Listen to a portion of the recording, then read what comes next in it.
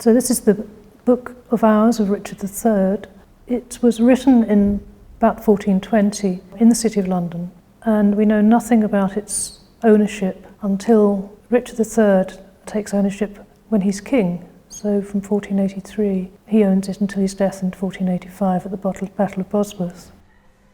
The Book of Hours, it's a medieval prayer book, and it was a prayer book that was mainly used by lay people, so not clergy, but was used by the ordinary lay folks of the church, but particularly people of high status tended to have a very beautiful version of that. And so Richard's book gave him ways to pray each day throughout the day, and also on very particular occasions. The thing that moved me hugely was seeing that on the calendar at the front of the book, on the date of his birthday, in his own hand, written the note that that was the date that Richard of Fotheringay was born. If we look fairly early on into the calendar, we have what's believed to be in Richard's own handwriting the record of his birthday, which is the 2nd of October 1452 at Fotheringay. There are prayers added for Richard after he took ownership of it, and most famously probably Richard III's prayer, in which he prays for victory over his enemies and reconciliation. So I think it shows he was quite a devout person.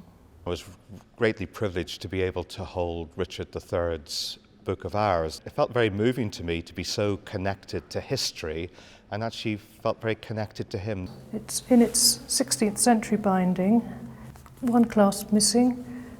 It was rebacked in the 19th or 20th century, and that's the spine we see today. At Richard III's burial service, his remains will be reunited with his prayer book. It will travel with him to his place of reinterment.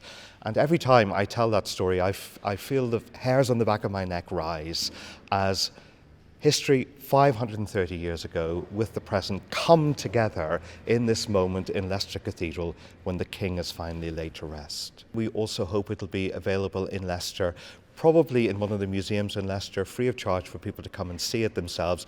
Usually it's locked away in Lambeth Palace Library and not available to the public, but people will be able to see it. And also part of our ongoing work of education and engagement, we hope that the Book of Hours will be digitalised and be available to people for further study and engagement with when schools and others come to visit us here.